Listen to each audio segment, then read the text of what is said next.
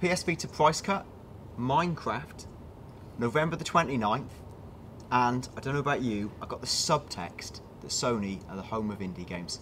But that's enough from us. Let's cut straight to Joel Gregory, Deputy Editor of Official PlayStation Magazine, who's live in Gamescom for the reaction from the show floor. Hello, Joel. Hello. Hello. Well, how was it? Long? It was quite long, but it was actually really good. Classic Sony, there was a couple of production snafus, a couple of videos didn't play. There was a bat flying around the conference centre, which was quite interesting. A bat? But in terms, yeah, an actual bat, which I don't think was an Arkham thing. But actually, in terms of content, I thought it was great. There was loads and loads of stuff, sort of more than I can even remember already, and it's only been a couple of minutes, so I was really impressed.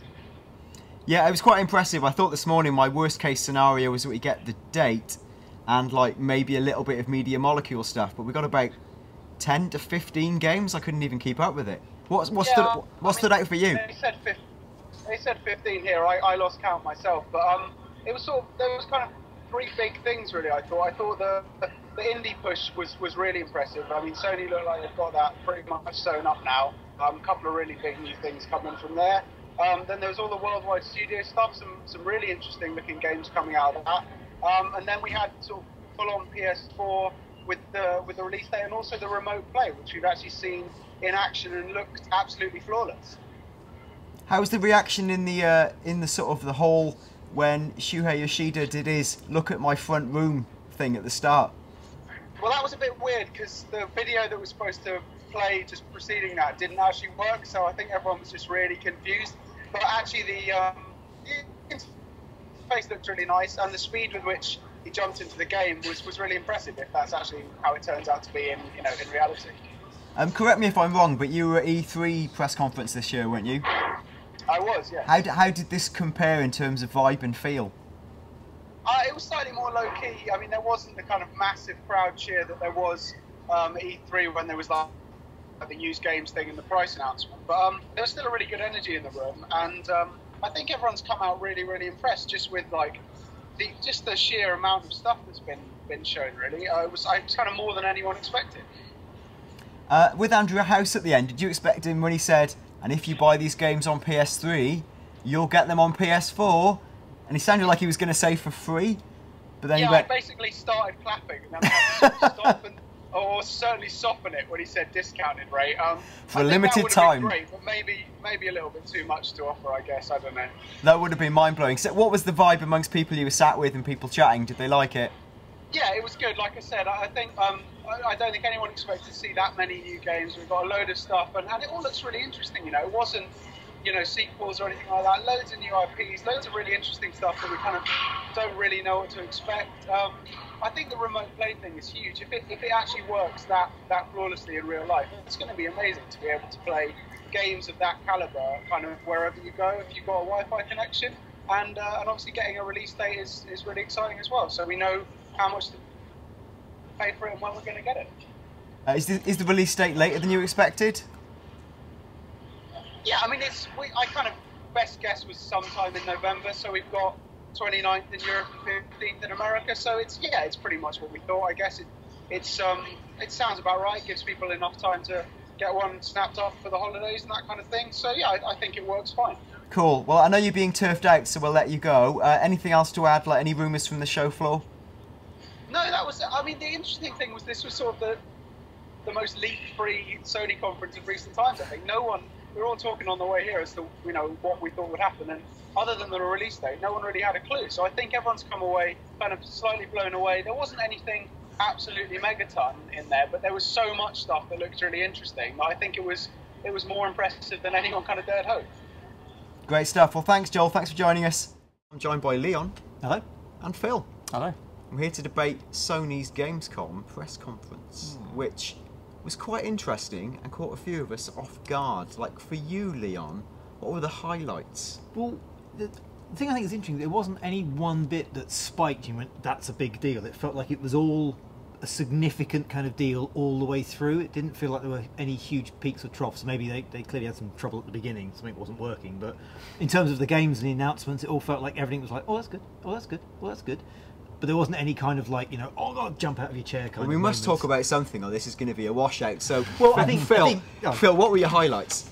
I'm going to go with 2 games in particular. Actually, let's go 3 games in particular. So Minecraft is obviously like a massive, massive deal in not being exclusive to Xbox anymore in next gen. I think that's going to be exciting to see the cross-platform differences between the games. Hotline Miami 2 as well is going to be fantastic. Love the first game, and Rime as well. The sort of Ico-ish, very Sony, artistic, beautiful looking open world adventure game. So sorry, Leon, cut you off there. What were your highlights? Well, I was going to say it's the indie games. I think we saw a lot of interesting, a lot of creative games. I don't think there were any of what people expected. Maybe people were hoping for like an Uncharted 4 or something like that. Maybe something God of War related. So it wasn't any of the names you know. It was all these interesting new titles and this big sort of indie roundup where Sony basically are just kind of going, we are Indie Town now. Yeah, I was actually amazed at the lack of leakage pre-show, and that's what Joel had said to us. He couldn't believe that nothing had leaked, even being there. And a lot of those titles were really coming out of left field, and games like Murasaki Baby that I'm even reading on my notes and feel like it's a typo, and which involved, I think, like a mournful walking nose, walking along like a 2D environment. I really liked it. We were both sort of watching it as we were writing stories and taking notes, and we were both like, are you seeing this? Are we seeing the same thing? One of us hasn't just gone wrong in the head somewhere. Do you think tonally? I mean, it was obviously a very different show to what we saw from Microsoft. Like, is that going to shift any perceptions of the two consoles? Will that change anyone to buy what they're going to, pre-order? I think Sony just seemed very kind of confident. They had that little sort of barb, didn't they, where they go, we haven't changed our posture, we haven't changed our position, and they were clearly having a dig at Microsoft, who at some points have looked like they've just kind of been like, what do you want us to do? Well, whatever you want, we'll do it. And they were like, we've stuck to what we want to do. And they just look really comfortable with what they've got at the moment. They've got great games, they've got a great console, they've got a good price, they've got a release date, and they just seem like they're almost kind of sitting back and just kind of going, relax, we got this, we're cool. And I think that's coming across, people sort of seeing them as not being in a panic or in any kind of crisis. What was your feeling, Phil? I think there's at least a mention as well, as much as they are sort of pushing this idea that they're a portal into this magical artistic dimension, there is also, like they did announce, yes, Naughty Dog is definitely working on a next-gen game. That is important to still that almost slipped through keep the cracks, that in people's actually, minds. And things like, although it wasn't the most exciting announcement of the night, the ISP deals, there's a sort of practical element as well to it. They don't want to slip up in one of these technicalities that could lose them a little bit of ground in the war. The ISP deal was interesting in that it wasn't that properly explained, but like they were saying that they've struck key partnerships with people like Orange, Virgin Media and Deutsche in Germany, who I obviously don't know that well, but saying that they've like allocated bits of the bandwidth for if you do broadband deals with them. I guess is that a way to strike back at the sort of apocryphal, magical Xbox Live cloud and the power of the cloud? I think it just guarantees that you will have, if you go with these deals, you will in theory have the kind of the bandwidth to use PS4 to its fullest, because Shuhei Yoshida said in the past about how PS4 would work fine offline because the internet infrastructure isn't regular around the whole world. There is sort of peaks and troughs, and it's not as good as it could be in some areas, and so that for that reason they can't have like an always on PS4 that's always checking in, because in some places you just don't have the infrastructure to support that kind of connectivity. So this is just a way of kind of, I guess, trying to reach towards what PS4 will be capable of achieving, say 5 years down the line, when internet has improved and we do start to get more fibre optic lines and everyone's got better service. It's just getting an early start on that for the people that want to pay extra or make arrangements to get it. Yeah, it felt like a nice intention, given that they were talking about speeds of 200 meg. Yeah. In reality, I get 3. So I think that, it was a nice pipe dream as these things go. And it does, I think it will matter. The kind of people who are very big on getting the right kind of TV when PS3 comes out, that sort of thing, people will want the right kind of connection. Yeah. There's a lot of good games to talk about. We can hammer through some. The Rapture. Didn't really see anything of that, did we? Everyone's going to the Rapture. Yeah, everyone's going to the Rapture. Oh, not even going, they've gone to the Rapture. There's another one of those where you think, is that really the name? Can that really be the name? Was there anything apart from a CG, vaguely whiffly trailer? Well, I like the idea. I'm really excited about it because Dear Esther is their previous game. And that's awesome. A beautiful kind of piece of narrative storytelling, and you just sort of wander and explore, and like a soothing man sort of talks about his past, and it's a fantastic experience on PC. It's about 2 hours long, maybe. So I'm really excited about what their next game is, and the fact that it's coming to PS4 means, you know, I get to play it on my TV and not on my little sort of laptop in the corner. The fact that it's on CryEngine 3 as well. I mean, Dear Esther was beautiful on PC. Yeah. It looked like Skyrim. It took him 2 years to get to that sort of level of graphical fidelity. CryEngine 3 can be, you know, even more beautiful. So Yeah, absolutely. Shadow of the Beast, can anyone remember that first time around? I remember it first time around. I remember I it being do a bit sort of Emperor's New Clothes in that it was, its thing was that it was big sprites that filled up the whole screen. Everyone was going like, I can't believe how big these sprites are, and that was sort of it. You were just a goat that walked sideways and punched people. Well, a ringing endorsement of Shadow of the Beast there. Yeah, we were offered Playroom for free. That didn't seem like a really big deal. We knew that. I'm having to go through my notes. I can't really remember everything. Quick one of the media services. They talked about Twitch coming to PS4. Wasn't that a bit of a change? Because I thought we were promised Ustream as the official broadcast provider. I don't think they ever...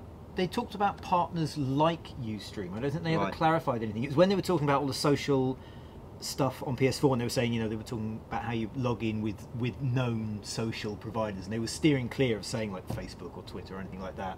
And I think that was when Ustream was mentioned. Twitch is, now they've confirmed it, that's, you know, it's a fairly big deal. That is like sort of a lot of people's go-to streaming platform. And if your share films, you know, your shared video and your live streams and stuff are coming or going to that, then it can only be a good thing. And Phil, they touched briefly on remote play, which seemed to look pretty good in action there. yeah, on Assassin's Creed 4, it looked very impressive. So it's mandatory for all PS4 games that it will be remote play enabled as well. If they're not using the camera because of streaming. Yeah, things. otherwise that would mess everything up. Apparently as well, all the developers that we've spoken to about it, they say there's not much legwork involved in actually getting remote play up and running, so there's already a decent infrastructure in place. There's a chip inside the PS4 that already encodes and streams a video, or puts it in a streamable kind of format, so all they've really got to do is just say send it. Because I get a bit of memories of like you can play Lair on PSP, and then it was like you can play this 2 frames a second dragon game, and that's it. But this time round, I think it's the real deal. I'll finally get to play Skyrim on the toilet at last. That's my dream, one of my dreams. So I mean that was good. Other announcements, they offered a few value incentives. For example, they said if you go online and it's so complicated, and you pre-order like PS Plus for a year, you get 90 days free. That's pretty nice. 3 months free.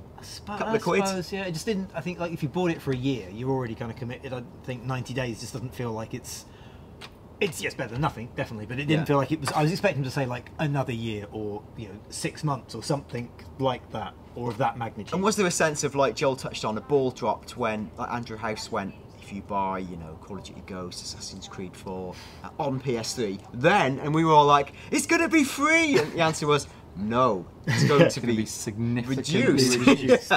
What is reduced? What's our guess at reduced? It's better than nothing. I don't know, 25% off, 10% off. I mean, if you look at how the PS Plus discounts usually are sort of 10%ish, which is. That would suck. But it's better than nothing. Admittedly, yeah, it would be. What a tagline that is! It's better than PlayStation 4 is better than nothing. I was hoping that they'd say like it would be like cross-buy.